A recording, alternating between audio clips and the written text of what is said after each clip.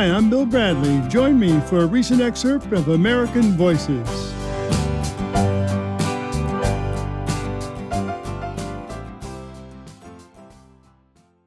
But first, taking care of the waterfalls of North Carolina. I'm Diane Rivers. I'm the Associate Director of Waterfall Keepers of North Carolina. I'm at a waterfall now. We're going to go out and do kind of an inspection of it. See if we can clean up something that needs to be cleaned up or report back if there's something we can't get done. I have my daughter with me and we're going to just take a look. The roaring sound of water, the visual beauty of water falling hundreds of feet over rocks. Yeah, I'm talking about waterfalls, large waterfalls. And if you want to know about waterfalls, Kevin Adams is your man.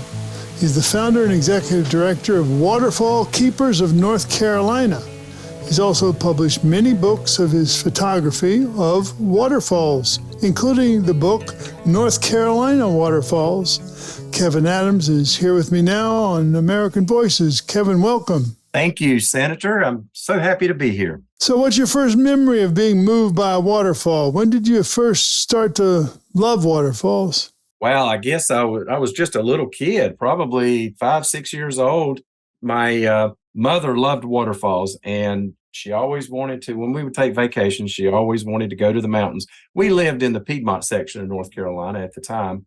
So we would travel to the mountains, and she would drag us to all these waterfalls, and it was just a wonderful experience. I remember when we would visit the waterfalls with my younger sister and 2 older brothers, and the family talked about writing a book about waterfalls. And we're talking about now, this would be in the 60s. There was nothing out there. There was no information about them. And so my family wanted to write a book about them. They never did, but I ended up writing that book. You're carrying on the family tradition. That's right. Waterfalls have what I like to call the wow factor. And that's the fact that they exist in their own little environment. And we don't see them until we get right up on them most of the time. So we might be hiking through the woods or something, and we might go around a bend, and then all of a sudden there it is. And it's just like, wham, this sensory overload with our eyes to begin with. And we may hear them along the trail before we get there. I think that one of the reasons why we do love them so much is because they excite all of our senses at once. And it's that way. It doesn't have to be a big waterfall, as you say. In fact, big, powerful waterfalls, they affect you, I think, in a different way than the more calm, serene ones. Really? Talk a little bit more about that. What's the difference between how the big ones affect you and the small ones? So for me, I guess if I'm standing at a big, powerful waterfall, it's like it's overtaken me completely. I don't have any control of my own self. The waterfall is controlling me with its power. It's like it has reached out and grabbed me and is just holding me there, and it's saying, look at me, but be careful because I'm dangerous. I can handle you. So, and then the smaller waterfalls. You know, I'm a photographer, and my favorite subject is waterfalls. And those smaller waterfalls, I have an intimacy with them that's different than the more powerful ones, and it causes me to want to spend a lot more time with them, just getting to know all of the intricacies of them with my photography. Why do you think you shoot waterfalls? Why do you like to do that? I guess I like photographing them the same reason I like to see them. I remember when I got my first camera as a birthday present in the early 1980s. I'd never, my girlfriend gave it to me, and I'd never expressed an interest in photography at all. So I have no idea why she gave me a camera, but I am so glad she did. As soon as I got that camera, it changed my life. It just sort of took over, but I knew that instant that I wanted to go photograph waterfalls. I lived in the Piedmont at the time, but I started making as many trips as I could out west to photograph Western North Carolina to photograph the waterfalls. And it was just a few years after that I started working on the first edition. I just wanted to record and interpret that experience that I had just visiting the waterfalls. What's your favorite place to stand near a waterfall? You like looking up at a waterfall, or like being on top or in the middle, or what? Now that's a cool question. A really good question. Yeah. I like being behind the waterfall. Really? How do you get behind the waterfall? You got to get under it, right? Yeah, well, you can't do that at many waterfalls in North Carolina. Out on the Cumberland Plateau, a little bit further west in Tennessee, a lot of the waterfalls are overhanging. In North Carolina, it's just a few of them, but there are some where you can, and you don't necessarily have to go through the veil to get there. You can just kind of walk around behind them and look out through them. And I just love that experience, just that roar of being behind the waterfalls and then looking through them. And it's my favorite kind of waterfall photography to do as well. There's more of my conversation with Kevin Adams. Going to new waterfalls, that became more important in their lives than their drinking. Coming up next, you're listening to American Voices. I'm Bill Bradley. Stay with us.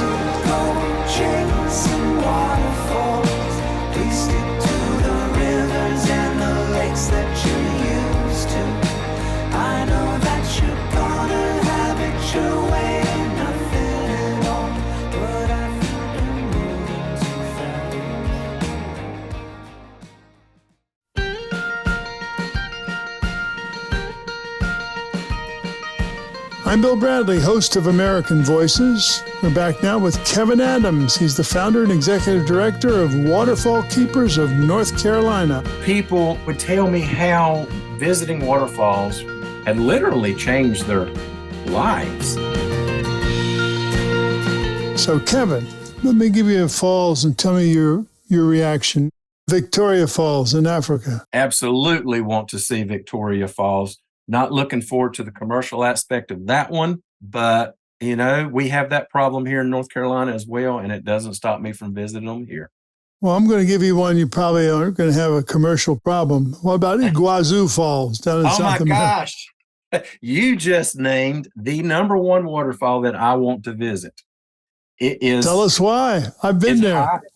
You've been there? Wow. Yeah. Ooh. It's awesome. It's at the top of my bucket list. All of the photos that I saw, just the idea that it's not just one waterfall, it's hundreds of incredible drops. Any one of those drops that would be a magnificent waterfall to see in North Carolina. And there's what is it, like 250 or so of them? Yeah, it's worth seeing. It's worth seeing. Yeah. I really want to go there and spend about a month. Spend about a month? Well, what would you do for a month at a waterfall? I would explore every inch of that waterfall that is safe and possible to do so. But what does that mean when you say you would explore it? You just walk around it or in it? I want to get personal with it. I want to just get right up to as many of the drops as possible. I'm not sure that you could do that there, but if you can, that's what I want to do. So what made you start Waterfall Keepers of North Carolina? Decades of visiting waterfalls and just shaking my head and being sad at what I would see as far as the litter, the trashing the falls, the defacing the waterfalls with graffiti and destroying the slopes, the erosion, all of that stuff, all of the negative impacts, and wanting to do something about that. And I decided it's time. Waterfalls have given so much to me over the years. It's time I gave something back to them. Well, if someone's out there listening and they want to volunteer, what are some of the programs they can get involved with Waterfall Keepers of North Carolina? Well, they can adopt a waterfall if they want. Mm-hmm. They can join one of our other crews, like the trail crews, the graffiti crews. We just started doing a stewards program for particular waterfalls. Our first one is one called Elk Falls in conjunction with the National Forest Service. So we are in charge of keeping that waterfall clean and the trail in good shape. We have somebody that goes out there every week throughout the year and picks up the trash and reports back to the trail crew if they need to get out there and get anything done. And we could use a few more people for that, for sure. It's a little crowded out here today at the waterfall, but it's so beautiful. Everybody's just marveling at it. It's incredible. So we're looking for trash and trail problems and any graffiti or people who think it's cool to leave their mark on something. And yeah, we got a few cigarette butts over here, an empty cup. A lot of people out here today, so they're behaving, which is a good thing, taking pictures and stuff. But boy, this is a beautiful place. And here's somebody broke some of the vegetation on the side, probably stepping off the trail. We've had a lot of rain here lately, so matter of fact, we had a big rainstorm last night. Looks like the waterfall is a little bit fuller and more exciting today because of all that. It's a little slippery too, I'm sure, so I hope these people stay off the rocks. We always have to look up in the trees, and I just remembered why, because I just looked up and saw a dirty diaper hanging from the tree. Why somebody would do that, I can't imagine. But let me get my stick and see if I can get it down and put it in this bag. Did you see that diaper back there?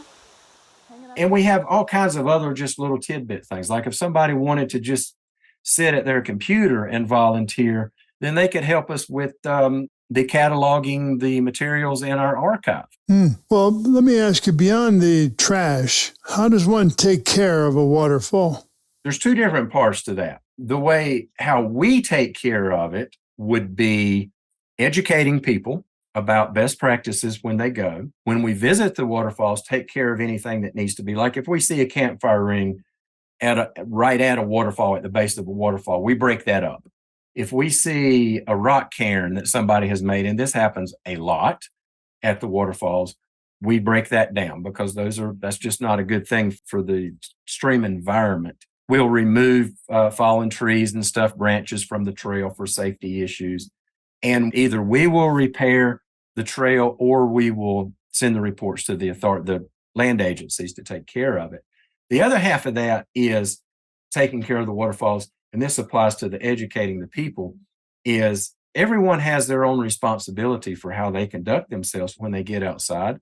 And if they want to do what's best for the waterfalls, then they do need to be careful about things like don't build a campfire right at the base, don't build the rock cairns, don't go tramping all over the vegetation. I'd mentioned getting behind the waterfalls. You have to be extremely careful when you do that because there's a lot of rare plants that live in the Spray Cliff Natural Community behind some of these waterfalls. And we are going to be publishing a booklet later this year on just that very thing, on just best practices at the waterfalls, and also about safety at the waterfalls, which is another very important concern. So what about young people, getting kids involved in this? You have something called Junior Waterfall Keepers. What do they offer? I really love that program.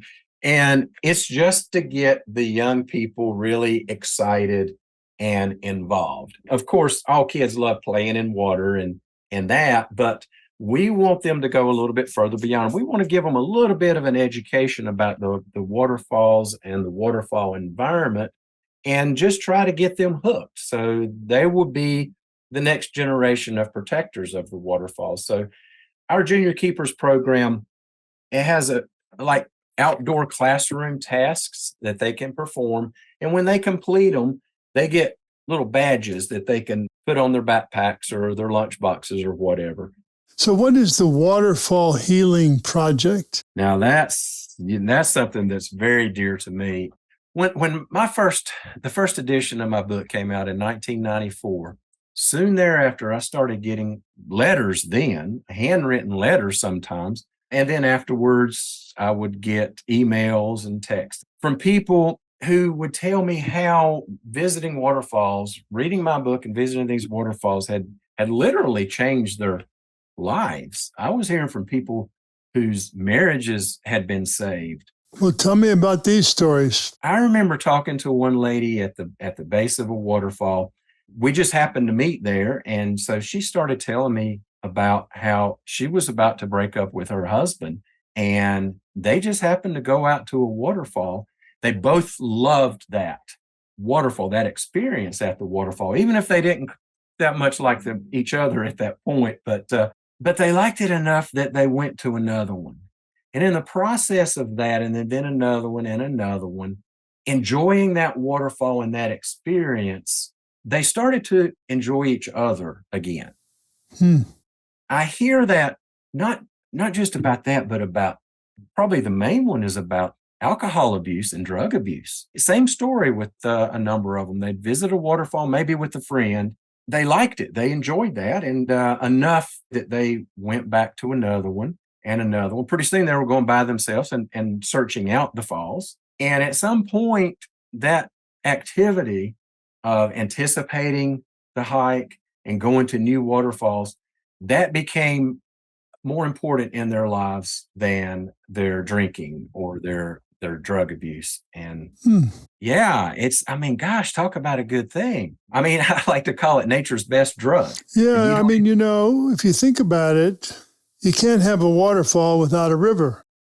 And so you're going along the rivers of life, right? And suddenly you fall and you crash on the rocks. And then you go on. And, somebody's had a problem in their life. They see that. Maybe it does speak to them. Well, what a great way to look at that. Yeah. Yeah, indeed. So tell me, what adventures have you had finding and hiking the waterfalls? Quite a few, actually, over decades of this. I've had a number of kind of instances that have happened. I'm actually working on a book on Puerto Rico waterfalls now, long-range project, and I was doing this hike through this canyon, pretty cool, really cool place. And this woman started screaming at me. I mean, just screaming at me. And she was calling me. She said, I look like a serial killer and get away from her. What's going on? Long story about how I finally got away from her without her pushing me in the pool. But on my way back, she was still there. And I'm walking along and she yelled out at me and she called me a murderer. I never met this woman in my life. And I started chuckling and she says, why are you laughing like a gopher? And I said, you called me a murderer. She said, I can sense these things. So, okay. And then I just about got arrested one time after a waterfall hike where it was a cold winter day, rainy day, and I had on a wool sweater and I was bushwhacking and crawling through the rhododendrons. I was a mess when I got back to the car. And so I was just sitting in the car with the engine running and the heat on full blast because it was very cold. And the state patrolman pulled up behind me. I was just parked by the road. And he gets out and comes over, and I roll down the window when he comes up. And I guess that whole smell from the heat going on and drying out my sweater, my wool sweater and stuff, it just wafted out at him. And he jumped back. And for the next 30 minutes, him and his partner tried to find the pot that I was smoking. That's funny. I wasn't. So tell me, of all the things that you've done, you have some waterfalls that you haven't publicized in your book. These are called secret waterfalls, right? I do have a few of those, yeah. How do you find these secret waterfalls? I do. They're just waterfalls that just seem so pristine and sensitive. A lot of them in very sensitive environments that I just don't want anyone else. I don't want to advertise it so that more people go to it. One of them that I found was it's a very small falls, but it has a deep grotto behind it, just lush, very lush, and no footsteps, no indication that another human had ever been there. And I saw a bat in that grotto. It's the only time I've ever seen a bat at a waterfall. And I just decided, I'm just not going to tell people about that one. They don't. People just don't need to know. I give enough information about enough waterfalls. It's not going to hurt. But isn't that nice that you save a little of this for yourself? Save a little bit of your communion with that particular waterfall? Yeah, I guess you could look at it as I'm sort of saving it for myself in a way, but for myself and just for the waterfall's sake. I guess it is kind of a selfish thing, wanting to have that feeling that it is at least protected from me spilling the beans. Well, listen, Kevin, I want to thank you for taking care of waterfalls in North Carolina and for sharing with us the sheer beauty that you've felt and experiences you've had with waterfalls. Well, I appreciate that, Senator. It was great being here. Love talking with you. I've been speaking with Kevin Adams. He's the founder and executive director of Waterfall Keepers of North Carolina. published many books of his photography of waterfalls, including North Carolina waterfalls. To find out more, visit us on Facebook, American Voices with Senator Bill Bradley. I love hearing from you, so let me know your thoughts and your favorite American waterfall. Write me, and we're also now on Instagram, so I hope you'll check us out there too. Follow us. Lose yourself in nature and find peace. Lose yourself in nature and find peace. Troubles will come, troubles will release. Lose yourself in nature and find peace. In love, be happy, loyal, and free. In love, be happy, loyal, and free. Troubles will come, troubles will release. Lose yourself in nature and find peace. Thank you for listening to American Voices here on my YouTube channel. For more interviews celebrating the goodness and creativity of the American people, click the subscribe button below.